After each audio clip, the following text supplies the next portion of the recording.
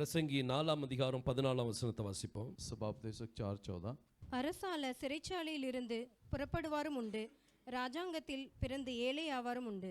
பாருங்க, பைபிள் சொல்லுது, कलाम कहती है ஒருத்தர் ராஜ்யத்துல ராஜாவாக பிறந்திருக்கலாம். हो सकता है वो राज्यभार में राजा जन्म हुआ ஆனா होगा, கர்த்தர் அவனுடைய சூழ்நிலை எப்பனாலும் மாத்த முடியும். लेकिन परमेश्वर उसके परिस्थिति को कैसे भी बदल सकता है। இன்னைக்கு அவன் ராஜாவா இருக்கிறான், आज वो राजा है நாளைக்கு அவன் ஏழையா மாற முடியும். और कल वो गरीब भी हो सकता है। இன்னைக்கு ஒருவேளை சிறைச்சாலையில இருக்கலாம், आज हो सकता है बंदीगृह में है, ஆனா அவனுக்கு கர்த்தர் ஆளுகை செய்கிறவனாக மாற்ற முடியும். लेकिन परमेश्वर उसे राजकरण देता है, அவனுடைய ராஜாவாக மாற்ற முடியும். उसे राजा बनाता है। சூழ்நிலையை கர்த்தர் மாற்றுகிற தேவனா परिस्थिति இருக்கிறார். को परमेश्वर बदल सकता நம்ம है। நினைக்கிறது ஒண்ணு, हम एक सोचते हैं, ஆனா தேவன் நினைக்கிறது இன்னொன்னு. लेकिन परमेश्वर कुछ और सोचता है। நம்ம நினைப்போம் இதுதான் நம்ம செய்வோம், हम सोचेंगे कि हम यही करेंगे, நான் இன்னைக்கு ராஜாவா இருக்கிறேன், मैं आज राजा हूँ, நான் எதனாலும் செய்யலாம் मैं कुछ भी कर सकता हूँ, அப்படின்னு சொல்லி இந்த ராஜா நினைக்கலாம். ऐसे सोचकर राजा रह सकता है। ஆனா அவன் தேவனை மறந்தான் அப்படின்னா, लेकिन यदि वो परमेश्वर को भूल जाए, தேவனுக்கு பிரியமில்லாத காரியத்தை செய்வானானால், परमेश्वर के अप्रिय काम को करे, அந்த ராஜாவை ஏழையாக்குறதுக்கும் கர்த்தரால் கூடும். वो राजा को गरीब करना भी परमेश्वर जानता அந்த है, ராஜாவை சிறைச்சாலையில தள்ளுறதுக்கும் முடியும். और उस राजा को बंदीगृह में डालना भी आता है। பாருங்க, எத்தனையோ சரித்திரங்களை நீங்க படிச்சிருக்கிறீங்க.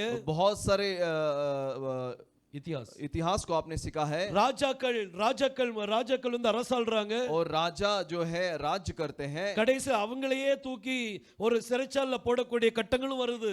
आखिर में उनको ही एक बंदीगृह में डालने का एक स्थिति आ जाता அப்ப है। தேவன் எந்த ஸ்தானத்தை கொடுத்திருக்கிறாரோ, तो परमेश्वर जो स्थान को दिया है, அந்த ஸ்தானத்தை கொடுத்தவருக்கு மரியாதை, उस स्थान को देने वाले को आदर, அவருக்கு நம்ம மரியாதை கொடுக்கும்போது, उसको आदर देते समय, அவரை தேடும் போது, उसे खोजते அவர் समय இன்னும் உயர்த்துகிறவரா இருக்கிறார். वो और ऊंचा उठाने वाला है। பாருங்க, ஒரு நாள் நேபுகத்நேசர் அப்படிதான் நினைச்சான். नेबूखदनेस्सर ऐसे ही सोचा, நான் பெரிய ராஜா அப்படின்னு சொல்லி நினைச்சான். मैं बड़ा राजा हूं करके நான் सोचा, இந்த முழு உலகத்தையும் ஆண்டுகிட்டு இருக்கிறேன் पूरे संसार पर राज करता हूं, அப்படின்னு சொல்லி அவனுடைய எண்ணம் இருந்துச்சு. ऐसे सोचकर उसके विचार थे, யாரும் எனக்கு விரோதமா வர முடியாது, कोई मेरा विरुद्ध उठ नहीं सकता, இது நான் உண்டாக்கின பாபிலோன் मैंने जो बनाया वो बाबिलोन, அப்படி சொல்லி தன்னை ரொம்ப பெருமைப்படுத்தினான். ऐसे बोलकर वो बहुत घमंड खाया। என்னைக்கு இந்த பெருமை அந்த ராஜாக்குள்ள வந்ததோ, जिस दिन ये घमंड इस राजा के अंदर आया, அன்னைக்கு வானத்திலிருந்து ஒரு சத்தம் உண்டாயிற்று. उस दिन स्वर्ग से एक वाणी आई, நீ ராஜ்யபாரத்திலிருந்து நீக்கப்பட்டாய். तेरा राज्य तेरे हाथ से निकल चुका है। அவனுக்கு கர்த்தர் இந்த அழகான ஸ்தானத்தை கொடுத்திருந்தார், परमेश्वर ने उसे अद्भुत स्थान को दिया, ஆனா அவனுக்குள்ள அந்த பெருமை வந்ததுனால, लेकिन उसके अंदर वो घमंड आने की वजह से அவனுடைய ஸ்தானத்தை கர்த்தர் பிடுங்கி போட்டார். उस स्थान को परमेश्वर ने निकाल दिया। தேவன் தன்னுடைய பிள்ளைகளுக்கு, परमेश्वर अपने बच्चों को அவங்களிடத்துல தாழ்மையை தான் எதிர்பார்க்கிறார். उसके पास नम्रता को ही चाहता है। அது இந்த உலகத்துல யாராவும் இருக்கட்டும், इस संसार में कोई भी क्यों ना हो, அவருடைய சமூகத்துல தாழ்மைப்படலனா परमेश्वर के सम्मुख में अगर नम्र नहीं அந்த होंगे, ஸ்தானத்தை அவர் பிடுங்கி போடுவார். उस स्थान को निकाल लेगा। பாருங்க, ராஜாவாக பிறக்கிறவங்க உண்டு, और राजा जो जन्म होता है वो है, ஆனா அவங்க ஏழை ஆவறதும் உண்டு, लेकिन वो गरीब भी हो सकता है, அவங்கள கடைசில கர்த்தர் அந்த சிறைச்சாலையில தள்ளவும் உண்டு. और उसको बंदीगृह में भी डाल सकते இன்னைக்கு हैं। நம்மளுடைய வாழ்க்கை எப்படி இருக்குது? आज हमारा जीवन कैसा है? தேவன் ஒவ்வொருத்தருக்கும் ஒவ்வொரு ஸ்தானத்தை கொடுத்திருக்கிறார். परमेश्वर हर किसी को एक एक स्थान को दिए இந்த हैं। ஸ்தானத்துல इस स्थान में நமக்கு பெருமை வரக்கூடாது, आपको घमंड नहीं आना चाहिए, நமக்கு பெருமை கடுகளுக்குள்ள வரக்கூடாது, और थोड़ा भी घमंड आना नहीं चाहिए। நம்மட்ட தாழ்மை காணப்படணும். हमारे अंदर नम्रता होना है। ஒரு நம்மளுக்கு இப்போ ஒரு அருமையான வேலை கொடுத்திருக்காரு, हो सकता है परमेश्वर ने अद्भुत काम को दिया ஒரு है, எவெஞ்சலிஸ்ட் வேலை கொடுத்திருக்காரு. एक एवेंजलिस्ट का काम आपको दिया அந்த है, எவெஞ்சலிஸ்ட் வேலையை நல்லா செய்யுங்க, उस एवेंजलिस्ट के काम को अच्छे से कीजिए, முழு மனதோட செய்யுங்க. पूरे मन से कीजिए। கர்த்தர் உங்களுக்கு ப்ரமோஷனை கொடுப்பார். परमेश्वर आपको प्रमोशन देगा। எந்த ப்ரமோஷன்? क्या प्रमोशन? நான் இந்த உலகத்துல உள்ள வேலையுள்ள ப்ரமோஷன் ये சொல்லல, संसार के प्रमोशन को नहीं कहता, தேவனுடைய சமூகத்திலயும் ப்ரமோஷன் நடக்கும். परमेश्वर के सम्मुख में प्रमोशन होता है। பாருங்க, ஒரு சாதாரண பிலிப் எடுத்துக்கிடுங்க. एक साधारण फिलिप को ले लीजिए, அவன் பேதுருடைய சபையில ஒரு விசுவாசி தான், वो पतरस के कलीसिया में केवल विश्वासी है, அவன்ட்ட பெருமை கிடையாது, उसके पास घमंड नहीं, சாதாரண விசுவாசியா वो இருந்தான். एक साधारण विश्वासी था, ஆனா தன்னுடைய குடும்பத்தை लेकिन अपने परिवार को அவன் சரியாக வழி நடத்தினான். सही तरीके से मार्गदर्शन किया, அதனால इसलिए அவனை கர்த்தர் ப்ரோமோட் பண்ணி விட்டார். परमेश्वर ने उसका प्रमोशन कर दिया। 7 பேரை கர்த்தர் தேர்ந்தெடுத்தாங்க. 7 लोगों को परमेश्वर ने चुना। 7 மூப்பர்கள்ல 7 वडीलों में அதுல ஒரு மூப்பன் யாருன்னா அது பிலிப். उसमें एक वडील कौन है? वो है फिलिप। சாதாரண விசுவாசியா இருந்த பிலிப் और साधारण विश्वासी के रूप में जो फिलिप था இப்ப அவன் ஒரு மூப்பனா மாறிட்டான். वो एक वडील हो गया அதுக்கு பிறகு இந்த மூப்பனா இருக்கும்போது கூட और वडील होने के समय में அவன் भी சரியா கர்த்தருடைய ஊழியத்தை செய்யும்போது वो सही तरीके से सेवा को करते समय அவன் ஒரு பெரிய எவஞ்சலிஸ்டா மாத்திட்டாரு. उसे परमेश्वर ने बहुत बड़ा इवेंजलिस्ट बना அந்த दिया எவஞ்சலிஸ்ட்ல அவன் உத்தமமா இருந்ததனால और वो इवेंजलिज्म में सुसमाचारक के काम में वो सही था इसके ஒரு लिए நாள் ஞானஸ்நானம் எடுத்து கரையேறும்போது और एक दिन वो बपतिस्मा लेकर जब बाहर आया ஆவியானவர் அவனை மறுரூபப்படுத்தி வேற இடத்துக்கு கொண்டு போயிட்டார். आत्मा ने उसे रूपांतर करके दूसरे जगह पर ले गया எப்படி ஒரு ப்ரமோஷன் பாருங்க. कैसा एक प्रमोशन है देखिए எப்படி ஒரு அருமையான ஒரு மனிதன் कैसा अद्भुत व्यक्ति है ராஜாவா பிறக்கலாம். वो राजा जन्म हो सकता है அவங்க பிச்சைக்காரனாவும் மாறலாம். वो गरीब भी बन सकता है இன்னைக்கு ராஜாவா இருக்கலாம். आज राजा हो सकता है நாளைக்கு பிச்சைக்காரனா மாறலாம். कल वो गरीब बन सकता है இன்னைக்கு பிச்சைக்காரனா இருக்கிறவன் आज जो गरीब है நாளைக்கு ராஜாவாக कल முடியும். वो राजा बन सकता है அதுக்கு நல்ல உதாரணம் தாவீது.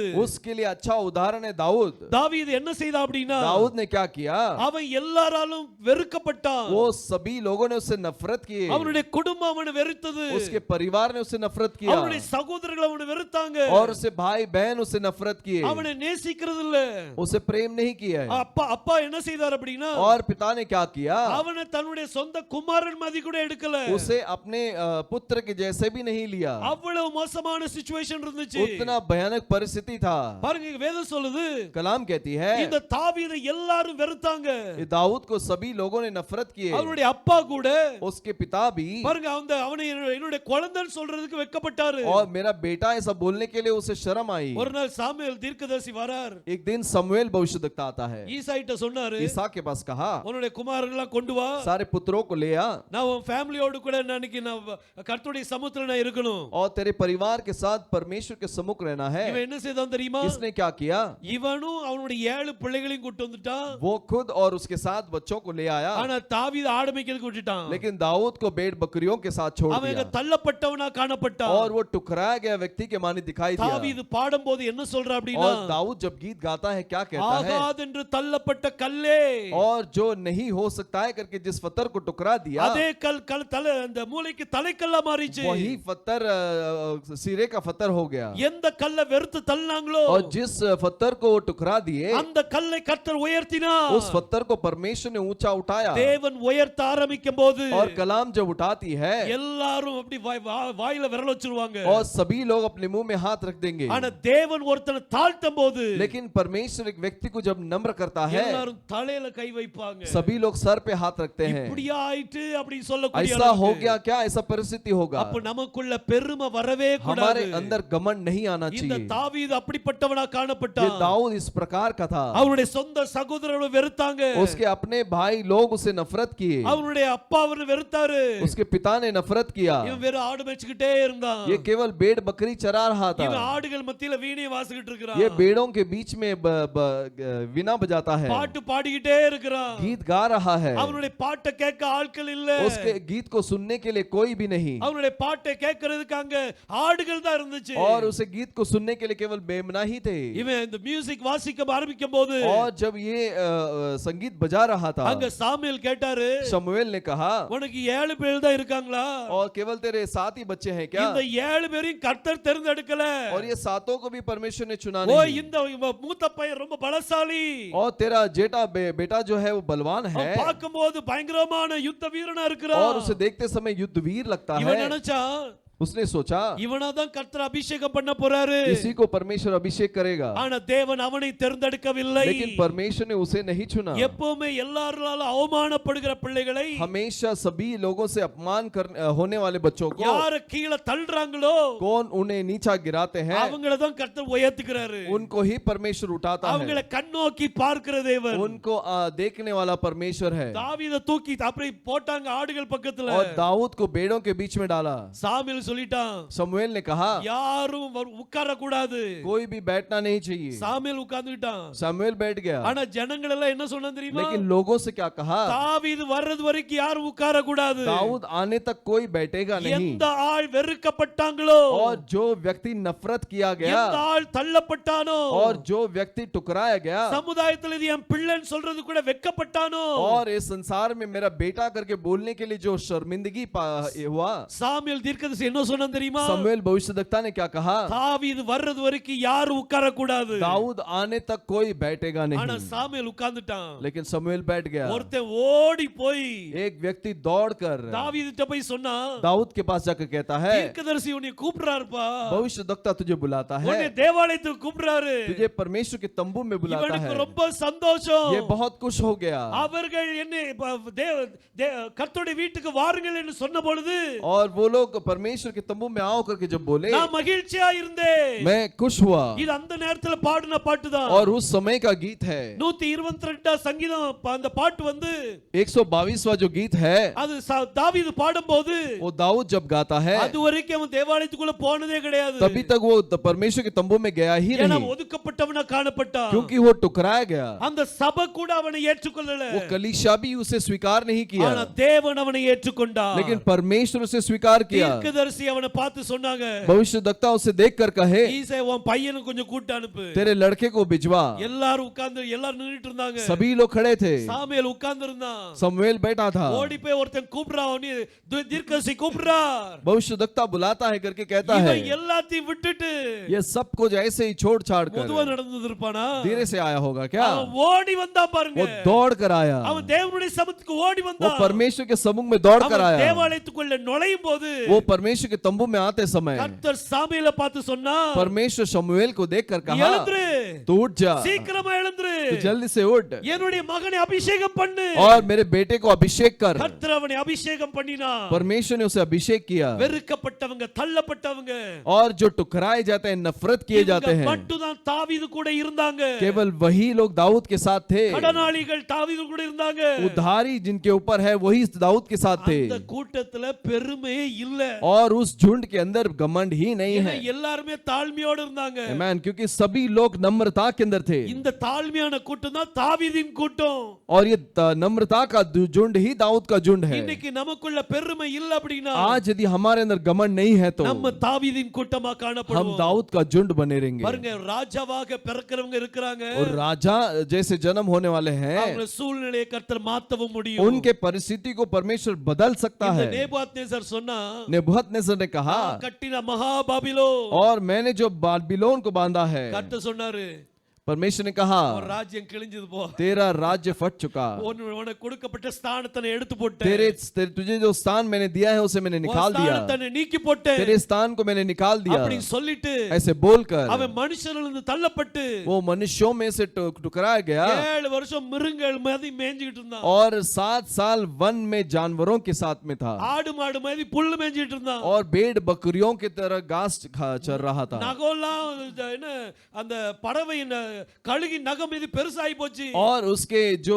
नख है वो उकाब के नख के मानित हो गया, அவன் முடியெல்லாம் பெருசா வளர்ந்து போச்சு. उसके बाल बढ़ गए। அவன் முன்னாடி வந்து நின்னாலும் अगर वो सामने आके खड़े होता, இது ராஜான்னு சொல்லி கண்டுபிடிக்க முடியாது. ये राजा है करके कोई पहचान नहीं सकता, அவன் புத்தி கெட்டு போச்சு. और उसकी दिमाग भ्रष्ट हो गई। பெருமை ஒரு மனுஷனுக்குள்ள வரும்போது ये घमंड एक व्यक्ति के अंदर आते समय அவன் புத்தி கெட்டு போயிடும். उसकी बुद्धि भ्रष्ट हो அப்ப जाती है। கர்த்தர் என்ன செய்வா தெரியுமா? तब परमेश्वर क्या करेगा? மனுஷனிலிருந்து தள்ளப்பட்டு और मनुष्यों में से टुकराकर ராஜாவுடைய ஸ்தானத்திலிருந்து எடுத்து போட்டு राजा के स्थान से निकालकर அவனை அங்க ஆடு மேய்க்கிறதுக்கு விட்டு ஆடா வந்து மாடு புல்லு திங்கிற மாதிரி வச்சிருவாரு. वो घास चरने के लिए रखता है। இவன் 7 காலம் போச்சு. ये 7 साल उसके ऊपर बीत गया, அதுக்கு பிறகுதான் இவனுக்கு புத்தி வந்துச்சு பாருங்க. तब ही उसे समझ आई। பாருங்க, தானியேல் 5ஆம் அதிகாரம் 21ஆம் வசனம். दानियेल का 5वां अध्याय के 21वें वचन को पढ़ेंगे। वह मनुष्यों में से निकाला गया और उसका मन पशुओं का सा और उसका निवास जंगली गधों के बीच हो गया। वह बैलों के समान घास चरता और उसका शरीर आकाश की ओस से भीगा करता था, जब तक कि उसने जान न लिया कि परम प्रधान परमेश्वर मनुष्यों के राज्य में प्रभुता करता है और जिसे चाहता उसी को उस पर अधिकारी ठहराता है। பாருங்க, இந்த நேபுகாத்நேசர் எப்பவும் தன்னுடைய நிலைக்கு திரும்புவான் அப்படின்னா, और नेबूखदनेस्सर कब अपने स्थिति में लौटेगा? அவனுக்கு கர்த்தர் அவனுக்கு ஒரு ஞாபகம் வரணுமா? और पर एक याद स्मरण होना है। உன்னதமான தேவன் और सर्वशक्तिमान परमेश्वर மனுஷரின் ராஜ்யத்தில் ஆளுகை செய்து, मनुष्य के राज्य में राज कर कर, உன்னதமான தேவன் और सर्वशक्तिमान परमेश्वर இந்த இந்த பூமியில அவர்தான் ஆளுகை इस செய்கிறாருங்கிறதுக்காக संसार में वही राज करता है करके समझने के लिए, தமக்கு சித்தமானவனை और अपने इच्छा के अनुसार அதின் மேல் அதிகாரியாக வைக்கிறார். और उसके ऊपर अधिकारी बनाता है। அவருடைய சித்தம் எதுவோ उसकी इच्छा जो है அதுதான் நடக்கும். वही होगा। அவருடைய சித்தம் எதுவோ उसकी इच्छा जो है அதன்படி நடக்குமா? वैसे ही होगा। அந்த நினைப்பு வர்றது வரைக்கும் और वो विचार आने तक இவன் மாட்டு மேல புல்லு மேய்ப்பான், और ये गाय की तरह घास चरेगा, காட்டு கழுதைகளோடு சஞ்சரிப்பான்.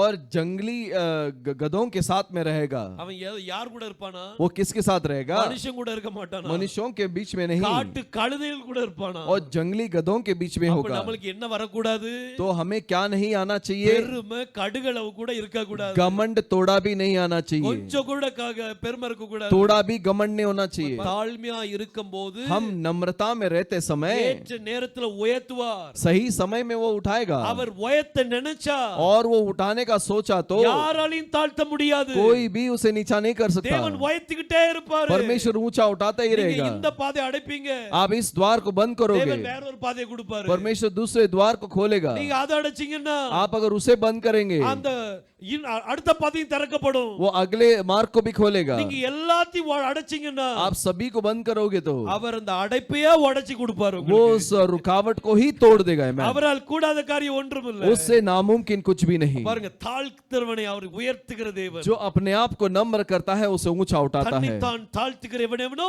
अपने आप को जो नम्र करता है அவனை கர்த்தர் உயர்த்துகிறார். उसे परमेश्वर ऊंचा उठाता இன்னைக்கு है। நம்மளை கர்த்தர் உயர்த்தணும்னா, आज यदि परमेश्वर हमें ऊंचा उठाना है அவருடைய तो சிங்காசனம் வரைக்கும் நம்மளை உயர்த்தணும்னா, उसके सिंहासन के यहाँ तक ऊंचा उठाना है அப்ப तो நம்மளை தாழ்த்தணும். तो अपने आप को नम्र करना கரை है। மட்டும் தாழ்த்தணும். अपने आप को नम्र करना நான் है। ஒன்றுமில்லப்பா. मैं कुछ भी नहीं। என்கிட்ட ஏதாவது பெருமை இருக்குமானா यदि मेरे अंदर कोई घमंड होगा அதை நீங்க எடுத்து போடுங்க. उसे आप निकाल அதை दीजिए, நீங்க எடுத்து போடுங்கப்பா. उसे निकाल दीजिए எனக்கு प्रभु, தாழ்மையை தாங்க. मुझे नम्र दीजिए। பாருங்க, இந்த வெறுக்கப்படுதல் நல்லது தெரியுமா? देखिए नफरत पाना अच्छी बात है, ரொம்ப அருமையான ஒரு ஆசீர்வாதம் அது. बहुत अद्भुत आशीष है। யார் வெறுக்கறாங்களோ, जो नफरत करते हैं யார் வெறுக்கப்படுறாங்களோ, और जो नफरत की शिकार होते हैं அவங்க ஆசீர்வதிக்கப்படுவாங்க. वो आशीषमय होंगे। எப்படி தெரியுமா? कैसे? பைபிள் எழுதி இருக்குது. कलाम में लिखा है, பாருங்க, ஆதியாகமம் 29ஆம் அதிகாரம் उत्पत्ति का 29वां अध्याय 31ஆம் வசனத்தை வாசிங்க. 31 को पढ़ेंगे। And when the Lord saw that Leah was hated, he opened her womb, but Rahel was barren. பாருங்க, பைபிள் சொல்லுது, कलाम कहती है, லேயாள் யாக்கோபால் வெறுக்கப்பட்டால், और लिया जो है याकूब से नफरत की गई, இதை கர்த்தர் பார்த்தார். इसे परमेश्वर ने देखा। அதனால யாரையும் வெறுக்காதீங்க. इसीलिए किसी से नफरत नहीं करना। கர்த்தர் பார்த்துக்கிட்டே இருப்பாரு. परमेश्वर देख रहा है, சரியான நேரம் கொடுத்தாருனா, और अगर सही समय में दिया तो நம்ம அதை தாங்கிக் கொள்ள முடியாது. हम उसे सहन नहीं कर पाएंगे। இந்த யாக்கோபு யாரை நேசித்தான்? ये याकूब किससे नफरत किया? இவன் ராகேலை நேசித்தான். वो राहेल से प्रेम किया, ஆனா லேயாள் அவன் வெறுத்தான். लेकिन लिया से नफरत किया। ஆனா கர்த்தர் அதை பார்த்து, लेकिन परमेश्वर से देखकर லேயாளுடைய கர்ப்பத்தை திறந்தார். लिया के गर्भ को खोल दिया, ராகேலுடைய கர்ப்பத்தை அடைத்தார். राहेल के गर्भ को बंद कर दिया। ஏன் இந்த காரியம்? क्यों ऐसे हुआ? ராகேல் இத தப்பு செய்தாளா? राहेल ने कुछ गुनाह किया क्या? ராகேல் மேல எந்த தப்பு இல்ல. राहेल के ऊपर कोई गुनाह नहीं है। யார் மேல மிஸ்டேக் ஆயிட்டு? किसके ऊपर गुनाह हो गया? யாக்கோப் மேல மிஸ்டேக். याकूब के ऊपर गुनाह हो गया। ரெண்டு கண்ணையும் ரெண்டு கண்ணு போல் பார்க்கணும். और दोनों को दोनों आंख के माने देखना है। அவன் ஒன்னு வெறுத்துட்டு ஒன்னு நேசித்தான். एक से नफरत करके एक से प्रेम किया। தேவன் அதை பார்த்தார். परमेश्वर ने उसे देखा। தேவன் அதை அனுமதிக்கவே மாட்டார். परमेश्वर उसकी अनुमति नहीं देता பாருங்க, है। இவர் லேயாளுடைய கர்ப்பத்தை திறந்துட்டாரு. वो लेया का गर्भ को खोल दिया। அவ ஆசீர்வாதத்துக்கு மேல ஆசீர்வாதத்தை பெறறா. वो आशीष के ऊपर आशीष को पाती ஆனா है, ராகேல் துடிச்சிட்டு இருக்கறா. लेकिन राहेल तड़पती है। எனக்கு ஒண்ணு ஆசீர்வாதம் கிடைக்கலையே. मुझे कोई आशीष नहीं ஆனா मिला, அவங்களுக்கு ஆசீர்வாதம் கிடைச்சிட்டே இருக்குது. लेकिन उसे आशीष मिल रहा ஆனா है। தப்பு ராகேல் மேல இல்ல.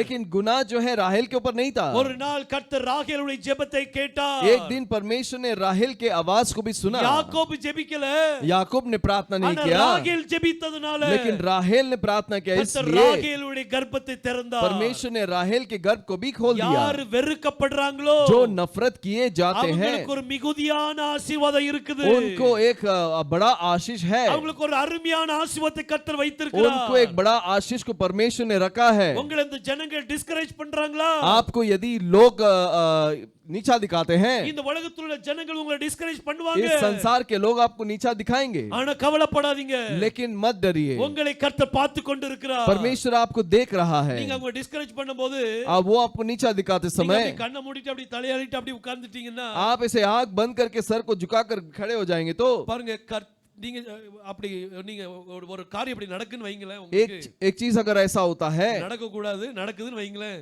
नहीं होना चाहिए लेकिन ऐसा होता है तो மனசுல ஜெபம் பண்ணுவீங்களா இல்லையா? मन में प्रार्थना करेंगे कि नहीं होता है? தேவன் தன்னுடைய பிள்ளைகளுடைய அழுகையை பாப்பா. परमेश्वर अपने बच्चों के रोने को सुनता है, அவங்க கண்ணீருக்கு நம்ம அத நிக்க கூடாது, और उसके आंसू के लिए हम जिम्मेदार नहीं होना நம்ம चाहिए, காரணமா இருக்க கூடாது. हम उसके जिम्मेदार नहीं होना பாருங்க, चाहिए। அந்த தேவன் சரிக்கு சரி கட்டுவார். परमेश्वर सही बदला लेता है, நம்மளை தாழ்மைப்படுத்தணும். अपने आप को नम्र करना நம்ம है, ஒன்றுமே இல்ல. हम कुछ भी नहीं। இந்த நேபுகாத்நேசர் எதுவரைக்கும் அவனுடைய புத்தி திரும்பலையோ, और जब तक ये नेबूखदनेस्सर का बुद्धि स्पष्ट नहीं हुई, அதுவரைக்கும் கர்த்தர் அவன் காட்டு கழுதைகளோடு கூட இருக்கப்பட்டான். तब तक जंगली गधों के साथ दिखाई दिया। அவன் தேவன் தான் அதுக்கு தேவன் சித்தமானவருக்கு ஆளுகை கொடுக்கிறார்னு புரிஞ்ச பிறகு, और परमेश्वर अपने जिस पर इच्छा रखता है उसे राज देता है करके समझने के बाद, அதுக்கு பிறகு அவன் புத்தி அவனுக்கு வந்துச்சான். उसके बाद ही उसकी समझ लौट आई। அப்ப யாருக்கு பெருமை இருக்குதோ तो जिसको घमंड होगा அவங்களுக்கு புத்தி இல்ல. उनको समझ नहीं है, அப்ப யாருக்கு யார்ட்ட தாழ்மை இருக்குதோ और जिसके पास नम्रता है எல்லாத்தையும் கர்த்தர் பார்த்துக் கொள்வார். सभी को परमेश्वर देख लेगा। எல்லாம் கர்த்தருடைய கரத்துல இருக்குது. सब परमेश्वर के हाथ में है, ஒருத்தனை நிறுத்துறதும், और एक व्यक्ति को ऊंचा उठाना ஒருத்தனை விழ வைக்கிறதும் और एक व्यक्ति को नीचे गिराना அது கர்த்தருடைய கரத்துல वो இருக்குது. परमेश्वर के हाथ में है। அப்படி தாழ்மைப்படுத்தி ऐसे नम्र करके நம்மளை கர்த்தருடைய சமூகத்திலே ஒப்பு கொடுப்போமானால் हमें परमेश्वर के सम्मुख में सौंप देंगे तो அவர் நம்மை வாலாக்காமல் தலையாக்குவார். वो हमें पूंछ नहीं सर बनाएगा, நம்மளை கீழாக்காமல் மேலாக்குவார். हमें नीचा नहीं ऊंचा उठाएगा। அவர் உயர்த்துகிற தேவனா Amen. இருக்கிறார். वो ऊंचा उठाने वाला परमेश्वर है। நம்முடைய வாழ்க்கை எப்படி இருக்கு சிந்திச்சு आज பாருங்க. हमारा जीवन कैसा है सोच के நம்ம देखिए। தேவனுடைய சமூகத்தில் இருக்கும்போது, हम परमेश्वर के सम्मुख में जब थे இருக்கும்போது और जब में हैं, நம்ம தாழ்மையோடு இருக்கணும். हम नम्रता के साथ रहना है। கர்த்தாவே, நான் ஒன்றுமில்ல, प्रभु मैं कुछ भी नहीं, வாய் பதறி எந்த ஒரு வார்த்தையும் நம்ம பேசிர और கூடாது. जुबान से लड़खड़ाते हुए कुछ भी शब्द बोलना नहीं है। வேதம் சொல்லுது, कलाम कहती है, பிரசங்கி 5ஆம் அதிகாரத்துல சொல்லுது, और सभाउपदेशक 5ஆம் அதிகாரத்துல வேதம் சொல்லுது, 5वें अध्याय में कहता है, நீ தேவாலயத்துக்கு போகும்போது तू जब तंबू में जाता है உன் நடையை காத்துக்கொள். तेरे मार्ग को सुधार। வாசிங்க, 5ஆம் அதிகாரம் 1ஆம் வசனம் 2ஆம் வசனம். நீ தேவாலயத்துக்கு போகும்போது உன் நடையை காத்துக்கொள். மூடர் பலியிடுவதை போல பலியிடுவதை பார்க்கிலும் செவி கொடுக்க சேர்வதே நலம். தாங்கள் செய்கிறது தீமை என்று அறியாதிருக்கிறார்கள். தேவ சமூகத்தில் நீ துணிகரமாய் உன் வாயினால் பேசாமலும் மனம் பதறி ஒரு வார்த்தையும் சொல்லாமலும் இரு. தேவன் வானத்தில் இருக்கிறார், நீ பூமியில் இருக்கிறாய், ஆதலால் உன் வார்த்தைகள் சுருக்கமாய் இருப்பதாக. போதும். பாருங்க, பைபிள் சொல்லுது, कलाम कहती है, நீ வாய் பதறி எதுவும் பேசிராத. तू जबान लड़खड़ा के कुछ बोल मत। கர்த்தருடைய சமூகத்துல परमेश्वर के सम्मुख में வாய் பதறி எதுவும் பேசிர கூடாது.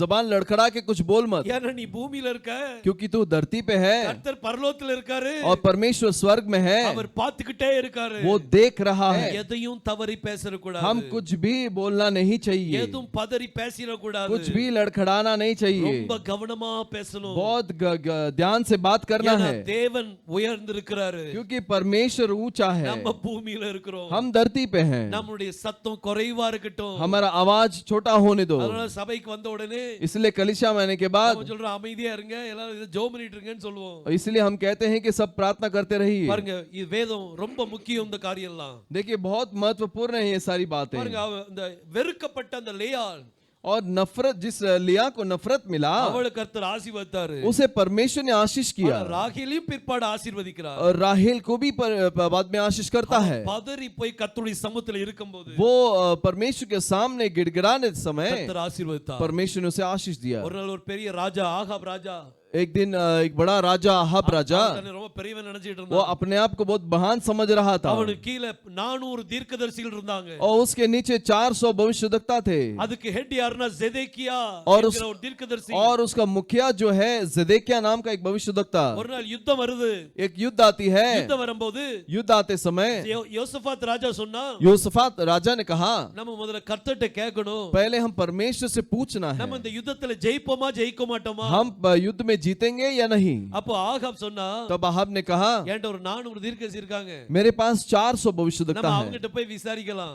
हम उनके पास पूछेंगे அப்படி அங்க போய் விசாரிக்கும் போது और जाके पूछते समय எல்லாரும் ஒண்ணு போல சொன்னாங்க. सब एक जैसा ही बोले ராஜாவே நீர் ஜெயிப்பீர், है राजा तू जीतेगा நீ ஜெயத்தோடு வருவீர் तू जय के साथ लौटेगा அப்படி சொல்லி பலவிதமான அடையாளங்களை காமிச்சாங்க. ऐसे बोलकर बिन बिन चिन्हों को दिखाए ஆனா யோசபாத் ராஜாக்கு இன்னும் குழப்பம். लेकिन यूसुफात राजा जो है और गड़बड़ी में था அவனுக்கு திருப்தியே இல்ல. और उसका मन तृप्त नहीं हुआ அவன் சொன்னா இன்னும் யாராவது இருக்காங்களா? उसने पूछा कि क्या और कोई है இன்னொரு தீர்க்கதரிசி யாராவது இருக்காங்களா? और कोई भविष्यवक्ता है அப்போ ஆகாப் ராஜா சொன்னா तब अहाब राजा ने कहा ஒருத்தன் இருக்கான், एक है ஆனா எப்பவும் எனக்கு விரோதமா தான் பேசுவான். हमेशा मेरा विरुद्ध ही बोलता है சில நேரம் தீர்க்கதரிசி விரோதமா தான் பேசுவாரு. बहुत सारे समय भविष्यवक्ता के विरुद्ध ही बोलेगा ஏன் அப்படின்னா क्यों அவன் தப்பா இருக்கிறதுனால அது விரோதமா இருக்கும். वो गलत होने की वजह से वो विरुद्ध होगा இப்ப அவன் ஆகாப் ராஜா மட்டும் சரியா இருந்தான்னா तो अहाब राजा अगर सही होगा तो அப்ப தீர்க்கதரிசி விரோதமா பேச வேண்டியிருக்குமா? तो भविष्यवक्ता विरुद्ध में बात करने का जरूरत है क्या ஒண்ணும் பேச வேண்டியது இல்ல. कुछ बोलने का जरूरत ஆனா नहीं ஆகாப் ராஜா சொன்னா अहाब राजा ने कहा எப்பவும் எனக்கு விரோதமா தான் பேசுவான். वो हमेशा मेरा विरुद्ध ही बोलता है இருந்தாலும் கேப்போமே. कुछ भी होगा तो सुनेंगे அவனையும் ஆள் விட்டு அனுப்பி வரான். उसे भी किसी को भेज दिया ஒருத்தன் கூட்டு வரும்போது और जब एक व्यक्ति लेकर आता है மீகாயை பார்த்து சொன்னா मिखा को देखकर कहा எல்லாரும் ஜெயிச்சிட்டு வருவீங்கன்னு சொல்லிட்டாங்க. सभी ने कहा कि तुम जय पाकर आओगे நீனும் அதே மாதிரியே சொல்லிருப்பா. तू भी ऐसे ही बोल அல்லாட்டி அடிச்சு கிடிச்சு போடுவாங்க போல. नहीं तो ऐसा मार देंगे ऐसा लगता है பாருங்க இவன் அதே மாதிரி வந்தான். ऐसे ही आया ராஜாவே நீ போற வெற்றியா வருவீர். और राजा तो जा तू जय के साथ लौटेगा ஆகாப் ராஜா சொன்னா अहाब राजा ने कहा இங்க பாரு உண்மையை பேசு, देख तू सच बोल நீ இப்படி மறைக்காத. ऐसा छुपा मत அப்போ அவன் மீகாயா சொன்னா तो मिखाया कहता है நீங்க போவீங்க तुम जाओगे ஆனா திரும்ப வர மாட்டீங்க. लेकिन दोबारा नहीं आओगे மேய்ப்பன் அடிக்கப்படுறார், और चरवा मारा जाता है மந்தைகள் சிதறி போறதை நான் பாக்குறேன். और बेटशाला की बेड़े इतर पितर हो जाती உடனே हैं செதேக்கியா வந்தான். ज़ेदेकिया तुरंत आया செதேக்கியா யாரு? ज़ेदेकिया कौन है 400 தீர்க்கதரிசிகளுக்கு ஹெட். और 400 भविष्यवक्ताओं का मुखिया है இவன் நேரா வந்தான். वो सीधा आया ஓங்கி மீகாயா ஒரு அடி, और जोर से मिखा को एक मारकर ஒரு அடியை வரைஞ்சு वो एक मार देकर பரிசுத்த ஆவியானவர் ஏன்ட்ட இருந்து வான்ட்ட எப்படி வந்தாரு पवित्र आत्मा मुझे छोड़कर तेरे पास कब आया அப்படின்னு கேட்டான் பாருங்க. ऐसे पूछा சில நேரம் அப்படிதான் இருக்கும். कुछ समय में ऐसे ही होगा ஆனா தேவன் வெறுக்கப்பட்டவங்களோடு கூட இருக்கிறார். लेकिन परमेश्वर नफरत जो किए जाते हैं उनके साथ है மீகாயா வெறுக்கப்பட்டான். मिखाया नफरत किया गया ஆகாப் ராஜாவினால தள்ளப்பட்டான். आखब राजा के सामने गिराया गया ஆனா தேவன் மீகாயாவை கூட இருந்தார். लेकिन परमेश्वर मिखा के साथ में था எதேக்கியா 400 தீர்க்கதரிசிகள் வைத்திருந்தான். ज़ेदेकिया 400 भविष्यवक्ताओं को रखा था ஆனா தேவன் அவன் கூட இல்ல.